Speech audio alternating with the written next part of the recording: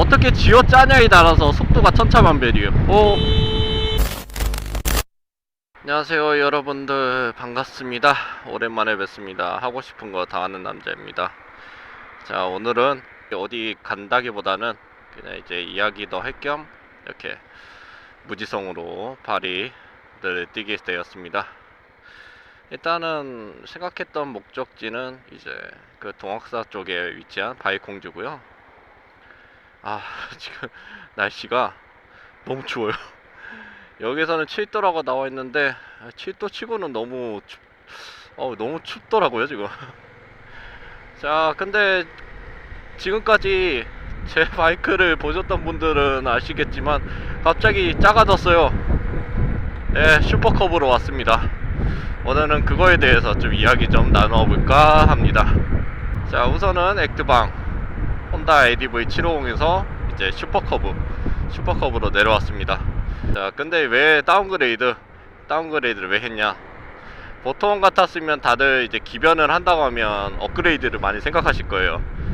저백이랑 타셨던 분들은 나 이거 안 되겠어, 더 올라가야 돼, 출력이 너무 딸려, 기능이 너무 딸려 하면서 이제 올라가시는 분들도 많을 텐데, 저 같은 경우 오히려 반대로 갔습니다. 그 이유는 이제 하나하나 설명드리기가 좀 많아요. 저도 생각해왔던 게 좀 많긴 한데, 그동안 이제 생각도 좀 많이 했거든요. 이게 정답인가 하면서. 근데 이제는 말할 수 있겠네요. 저 배기가 답이라는 것을. 자, 우선 첫 번째, 왜 기변을 하게 되었냐, 왜 다운그레이드를 하게 되었냐. 일단 너무 무거워서입니다. 무게가 저도 자세하게 모르겠지만 한 200kg 정도 넘는 걸로 알고 있어요. 이전에도 V스트롬 250을 한번 탔었거든요. 그러다 보니까 무게에 대해서는 어느 정도 이제 감은 있는데, 이게 생각보다 잡는 포지션도 그렇고 이제 앉는 포지션도 그렇고 전체적으로 이제 묵직하다 보니까, 이제 안쪽으로 이제 DCT도 모터도 달려있고 하다 보니까 이게 너무 무거워요. 물론 탈 때는 주행감은 좋죠. 주행감은 좋은데, 문제는 이제 주차하기가 너무 빡세다는 거. 특히 저희 집 같은 경우에는 이제 직진해서, 이게 필로티 건물이 아니다 보니까 일자로 돼 있는 건물이다 보니까 생각보다 주차하기가 너무 힘들어요. 얘가 넣고 빼고 하기가 너무 힘들고, 이제 턴 돌기도 많이 힘들죠. 그러다 보니까 이거 내가 간단하게 마실 가려면 진짜 풀 장비하고 완전히 완벽하게 준비를 하고 해야 되는구나 라고 생각을 좀 많이 했어요. 자, 그리고 두 번째, UGB였습니다. 분명 액트방은 UGB 저렴한 편에 속합니다. 제 기준에서는 말이죠. 근데 왜 UGB를 속했냐? 일단 전부 다 일제 부품을 좀 많이 사용합니다. 그러다 보니까 뭔가 이제 삑사리가 나서 부품이 문제 생겼다 그러면 교체를 해야 되잖아요.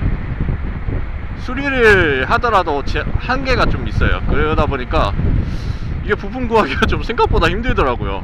국내에서 재고 오는 게 좀 대다수이다 보니까 이제 소모품을 제외하고 이제 정말 이제 큰 부품들, 이제 나는 이제 나중 가서 이제 키로수가 어느 정도 되었다 그러면 이제 정비를 해야 되잖아요. 대대적으로 이제 뭐 유격을 정리한다든가 아니면 뭐 대소기어를 교체한다든가 대체품은 많죠. 대체품은 많은데 이제 또 액트방만에 들어가는 부품이 또 따로 있어요. 그러다 보니까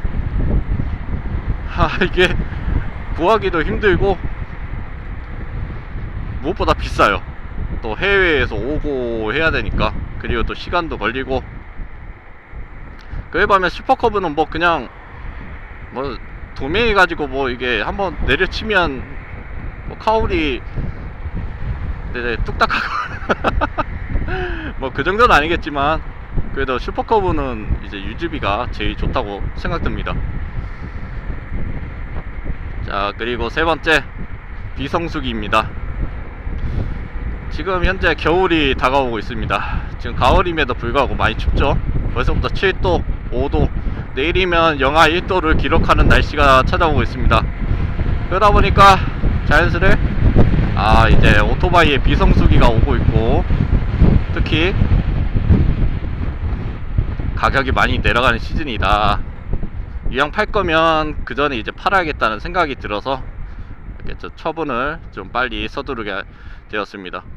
근데 확실하게 잘 안 팔리더라고요. 이게 매니아 바이크이고 또 아무리 스쿠터라고 해도 가격대가 좀 있다 보니까 아무리 중고라도 그게 좀 단점이 있는 것 같습니다. 자, 그리고 네 번째이긴 한데 이거는 그냥 제 개인적인 주관입니다. 이제 마실용으로는 부적합하다라는 결론이 좀 있었습니다.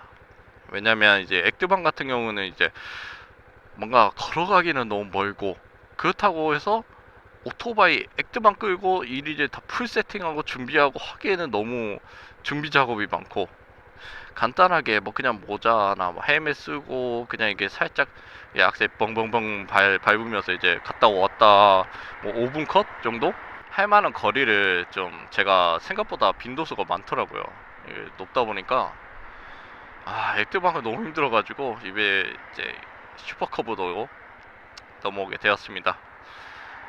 자, 그래서 슈퍼커브로 넘어와서 만족하냐? 네, 만족합니다. 만족했으니까 이렇게 부가적인 장비도 다 달았겠죠. 제가 슈퍼커브를 구매한 지 일주일 좀 안 됐습니다. 일주일 좀 안 됐고 이제 170km 밖에 못 달렸는데, 자, 이제 단점만 얘기했을 텐데 장점을 말씀드리겠습니다. 슈퍼커브의 장점, 뭐 다들 아실 거예요. 검색을 해보다 보면 슈퍼커브의 장점 뭐 열심히 다들 많이 써주셨더라고요. 근데 이제 저만의 이제 장점을 따로 다루려고 합니다. 비슷할 수도 있고요. 우선 장점, 시내 주행하기 정말 좋습니다. 왜 좋냐? 일단 속도가 그렇게 나오는 바이크가 아니에요. 110이다 보니까. 근데 어떻게 쥐어짜냐에 따라서 속도가 천차만별이에요. 봐요, 이런 경우가 있어요. 이런 경우. 이것도 단점 중 하나인데 커브가 너무 작다 보니까 못 봐요, 차들이. 이런 경우가 단점이야. 장점은 얘기가 되는데 벌써부터 단점이 나왔어. 자, 슈퍼커브의 장점 첫 번째, 타기가 편합니다. 타기가 편해요. 정말 타기가 편해가지고 국도에서 이제 타는 거는 좀 솔직히 좀 부담이 있고, 속도 때문에. 근데 이제 시내에서 주행하는 데는 진짜 최적화되어 있습니다. 그리고 이게 변속 기어가 있는데 이게 하기 나름이에요. 다들 뭐 느리다 뭐다 이렇게 하는데 솔직히 느린 건 맞는데 그 변속 타이밍을 어떻게 잡냐에 따라서 완전 다르거든요. 나는 진짜 완전 끝발로 쥐어짜면서 RPM을 완전 쥐어짜면서 변속을 한다. 그러면 최고속이 더 많이 나올 수도 있어요. 출력도 더 많이 나올 수 있고. 근데 나는 진짜 낭낭하게 철컥 철컥 이러면 힘을 못 받쳐요. 이 슈퍼커브는 기어 단수에 따라서 변속 타이밍은 그렇다 쳐도 이게 소리를 들으면서 이제 가속을 해야 되다 보니까 나는 이렇게 어느 정도 쥐어짠다 으아 하고 있을 때 이제 변속을 해야지 탄력이 붙어요. 이 슈퍼커브는 탄력 바이크라고 보시면 돼요. 탄력을 받지 않으면 힘이 약해요.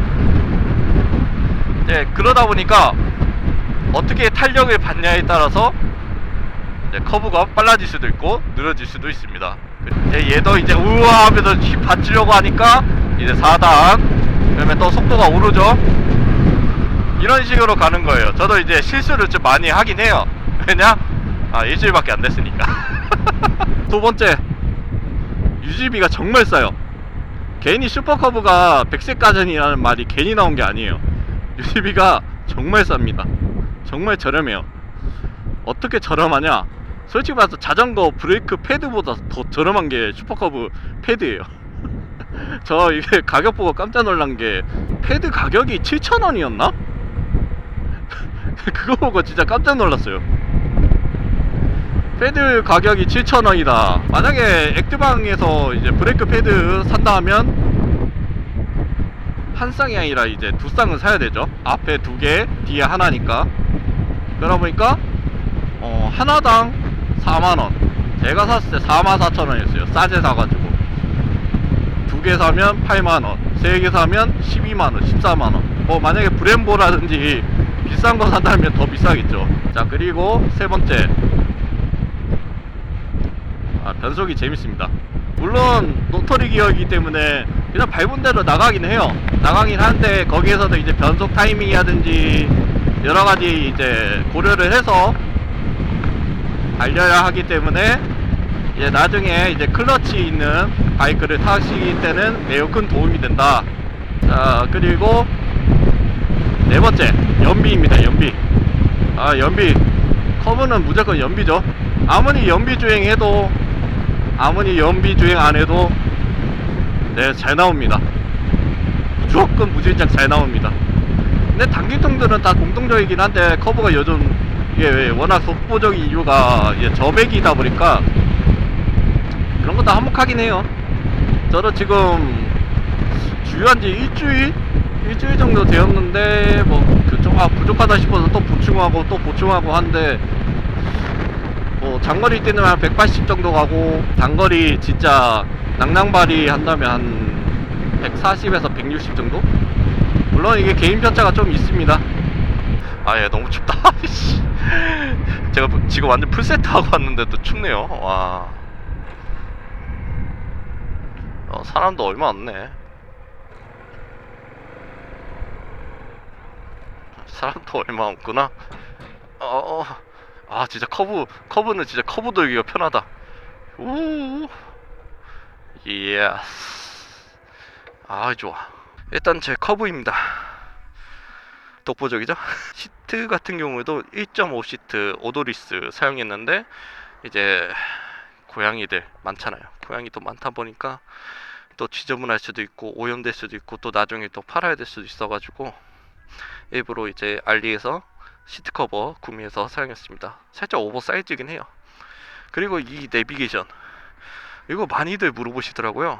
이번에 좀 EKIY인가 거기서에서 이제 새로 출시한 안드로이드 카플레이예요. 그러니까 자체적으로 안드로이드 기능이 들어있고 또 이게 자석식이에요.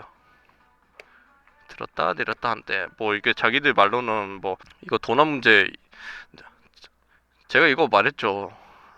제가 이게 궁금해가지고 한번 물어봤어요. 도난 문제가 있지 않냐 이렇게 대놓고 놔두면. 근데 찰타기 하기 편하게 돼 있는데 애초에 찰타기 할 수 없는 그런. 자, 그리고 알리에서 유명한 30리터짜리 가방 TPMS까지 달았는데 이게 원래는 제가 고무구찌를 들어갔거든요. 여기에 그거를 알루미늄으로 바꿨어요. 근데 이게 길이가 커브한테는 좀 안 맞나봐요. 너무 길어가지고 이거를 바꿔야 될지 말아야 될지 모르겠어요. 근데 또 생각보다 튼튼해요. 타이어는 미쉐린 사용했는데 이거는 바꿀 예정입니다. 왜냐면 그 사장님이 잘못 바꾸셨어요. 사이즈를 잘못 바꿔가지고 원래 저 앞뒤 한 치수로 했는데 두 치수 들어가가지고 이거는 추후에 다시 바꿀 예정입니다. 뭐 무료로 바꿔주신다네요. 감사합니다. 가급적이면 두 치수보다는 광폭을 원하신다면 한 치수를 권장드립니다. 연비도 챙길 수 있고 가속력도 챙길 수 있어요. 지금 저 같은 경우는 많이 굼뜨잖아요. 그게 좀 문제가 있어요. 자, 이 엠블럼도 알리에서 주문했습니다. 한 5,000원인가 4,000원 할 거예요. 정품으로 사면 좀 비싸고요. 그리고 치마 카울 커팅했습니다. 커팅하고 나머지는 모이딩으로 작업했고요. 이것도 전부 알리에서 다 구매했습니다. 다 알리네. 자, 이거 발판은 웬만해서 교체하세요. 너무 작아가지고 이게 내리기가 힘들어요. 특히 브레이크. 일단 제 커브는 여기까지입니다. 나머지는 이제 뭐 전압계 달았고 거치대, 근데 이건 거치는 바꿀 겁니다. 너무 싸구려요. 그리고 백미러에다가 연장 달았고요. 연장 달았는데 좀 모양이 다르죠? 그리고 한 가지 팁을 드리자면 나일론 와셔를 좀 다시는 걸 좀 권장드려요. 커브가 진동이 상당히 심한 편이거든요. 그러다 보니까 이게 백미러 쪽이 자주 이게 빠지시는 분들이 많으시더라고요. 그럴 경우에는 뭐 평화셔는 솔직히 저는 권장드리진 않아요. 진동 떨림을 완벽하게 억제하진 않아요. 그러다 보니까 웬만해서는 나일론 와셔나 아니면 스프링 와셔를 좀 권장드립니다. 저도 이거 좀 하고 나니까 안 빠져요. 지금까지 한 번도 빠진 적도 없고 다 만족하고 있습니다. 이 브라켓도 이제 스탠드 이것도 알리에서 구매했고, 거치대도 이것도 전부 다 제가 나일론으로 다 작업했습니다. 알리에서 다 구매해가지고 솔직히 몇 푼 안 해요. 그리고 카플레이에 대해서 좀 추가적으로 설명드리자면, 카플레이는 카메라 있고 TPMS 있고 자체 안드로이드 있고 뭐 그냥 다른 거랑 다 똑같습니다. 이거는 나중에 주행하면서 제가 알려드리도록 하겠습니다. 확실히 가만히 있으니까 따뜻하다.